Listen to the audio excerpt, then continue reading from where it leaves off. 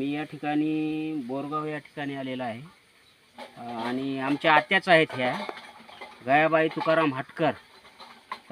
राहणार बोरगाव कोल्हे सोनखेडच्या बाजूला आहे, तालुका लोहा, जिल्हा नांदेड येथील रहिवासी असून हे गेल्या 30 वर्षापासून बिमार आहेत. 30 वर्ष झालं हे दवा गोळी खातात, बिमार आहेत. कुठल्याच प्रकारचा फरक नाही, तब्येत जशाला तशीच आहे.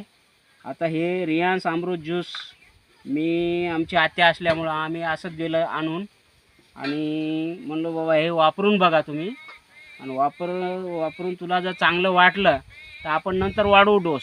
तर त्याच्यामुळं मी एक पहिलं शॅम्पल पीस म्हणून त्यांना दिलेलं आहे. 1 महिना झालं आणि 1 महिन्यामध्ये आता त्याला काय रिझल्ट आला आपण त्याच्याकडूनच ऐकून घेऊ. आता तुला कसं वाटायला आता? चांगलं वाटायला. म्हणजे पहिलं कसं वाट